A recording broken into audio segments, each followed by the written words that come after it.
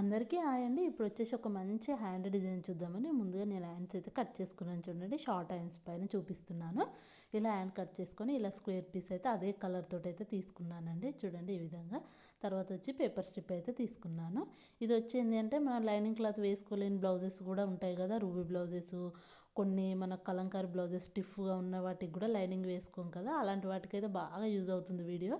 చూడండి, ఇలా మూడింటిని కలుపుతూ నేను ఒకేసారి అయితే స్టిచ్ వేసుకుంటూ వెళ్ళిపోతున్నానండి. చూడండి, ఈ 3 లేయర్స్ మనకు హ్యాండ్, తర్వాత ఒక స్ట్రైట్ పీస్, పేపర్ స్ట్రిప్ 3 కలిపి స్ట్రైట్గా లైన్ వేసుకుంటూ వెళ్ళిపోండి ఇలా నీట్గా. చూడండి, చాలా బాగుంటుంది. ఎప్పుడు కట్ వర్కే కాకుండా ఇలా కూడా డిజైన్ అయితే మనకు మంచి ట్రయాంగిల్ షేప్లో చాలా బాగుంటుందండి.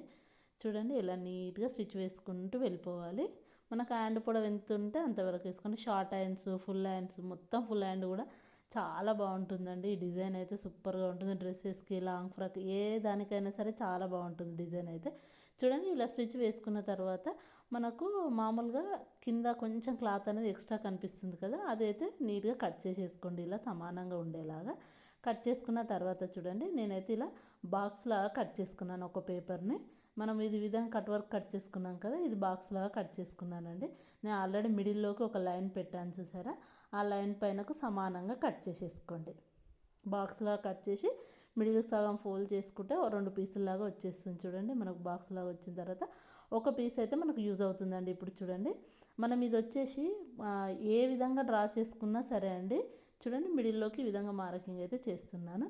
చేసేసుకొని చూడండి, ఇలా డ్రా చేసుకున్న అదే డిజైన్ వస్తుంది, మనకు రివర్స్లో డ్రా చేసుకున్న అదే డిజైన్ వస్తుందండి. చూడండి, నేను చూపిస్తున్నాను కదా, అలా ఈ విధంగా పెట్టుకున్న అదే డిజైన్ వస్తుంది, మనకు తిప్పి పెట్టుకున్న అదే డిజైన్ వస్తుందండి. మీకు ఎలా వీలైతే అలా డ్రా చేసేసుకోండి. చూడండి, ఇలా నీట్గా అదే షేప్లో అయితే ఉందో అదే షేప్లో డ్రా చేసుకుంటూ వెళ్ళిపోండి అన్నిటిని.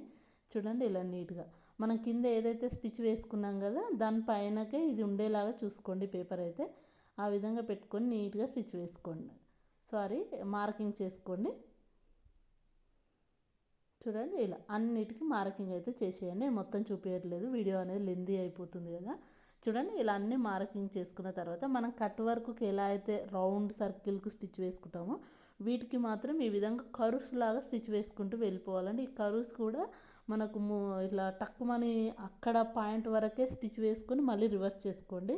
మనం ఇట్లా ఎక్కువ తక్కువ అనేది కుట్టు పడకుండా నీట్గా చూసుకుంటూ స్టిచ్ వేసుకోండి. అప్పుడు మనకు హ్యాండ్ రివర్స్ చేసుకున్నప్పుడు సూపర్గా కనిపిస్తుందండి. డిజైన్ అయితే ఎక్సలెంట్గా ఉంటుంది. చూడండి, ఇలా నీట్గా అన్నిటినీ స్టిచ్ వేసుకోండి.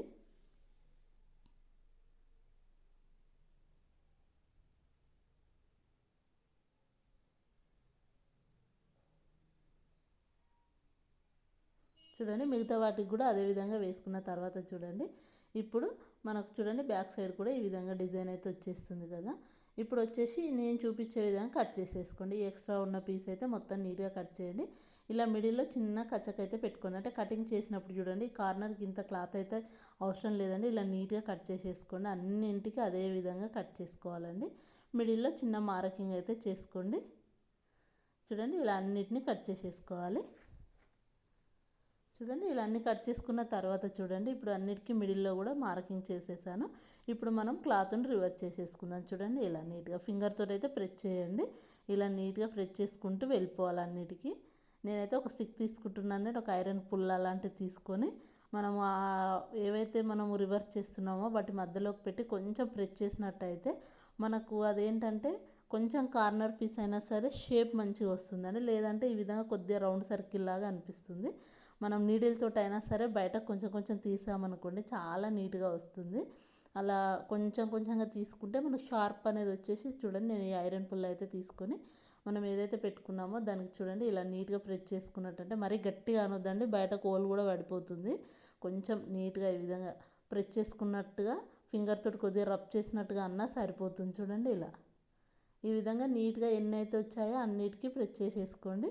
ఓకేనా, మిగతావి కూడా మనం అదే విధంగా తీసి ప్రెస్ చేసి పెట్టుకుంటే మనకు డిజైన్ అయితే రెడీ అవుతుందండి. చూడండి, ఇప్పుడే అయిపోలేదు, కింద మనం పేపర్ స్ట్రిప్ వేసుకున్నాక అది కూడా ఎలా స్టిచ్ వేసుకోవాలో చూపిస్తాను. ఈ వీడియో అయితే ఎక్కడ స్కిప్ చేయకండి. చూడండి, ఇలా మొత్తం ప్రెస్ చేసుకున్న తర్వాత మీరు ఐరన్ చేసుకున్నా సరిపోతుంది, నీట్గా ఉంటుందండి. లేదు అనుకుంటే మీరు పైనుంచి ఒక స్టిచ్ కూడా వేసుకోవచ్చు. ఇప్పుడు నేనైతే స్టిచ్ వేయట్లేదండి.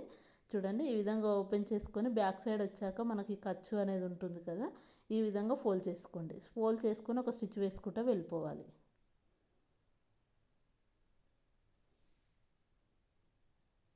చూడండి ఇలా నీట్గా ఈ పేపర్ స్ట్రిప్ అయినాక మన క్లాత్ అనేది పెట్టి స్టిచ్ వేసుకుంటే సరిపోతుంది. ఇలా నీట్గా ఇలా స్టిచ్ వేసుకొని చూడండి మంచి వైపు చూసుకున్నప్పుడు ఈ విధంగా వచ్చినప్పుడు మీరు కావాలంటే పైనుంచి స్టిచ్ వేసుకొని లేదంటే ఎమ్మింగ్ చేసుకున్న సూపర్గా ఉంటుందండి. ఎంత నీట్గా వచ్చిందో చూసారా. మీరు కావాలి అనుకుంటే కార్నర్స్ పైన కూడా స్టిచ్ వేసుకోవచ్చు అండి, అది మన ఇష్టం అండి. ఐరన్ చేసుకున్న పేపర్ స్ట్రిప్ ఉంది కాబట్టి స్టిఫ్గా ఉంటుంది, నీట్గా లుక్ కూడా చాలా బాగుంటుందండి. హ్యాండ్స్కి అయితే సూపర్గా వస్తుంది. చూడండి ఎంత బాగా వచ్చేసిందో, డిజైన్ అయితే సూపర్గా ఉందండి, చాలా నీట్గా ఉంటుంది. చూసారా ఫుల్గా ఎంత బాగా వచ్చేసిందో. డిజైన్ అయితే నచ్చిందని అనుకుంటున్నాను మీకు. నా వీడియో నచ్చితే మాత్రం ఒక లైక్ ఇవ్వండి, అలానే కామెంట్ కూడా చేయండి. వీడియో నచ్చితే తప్పకుండా like, share and subscribe. Thank you for watching.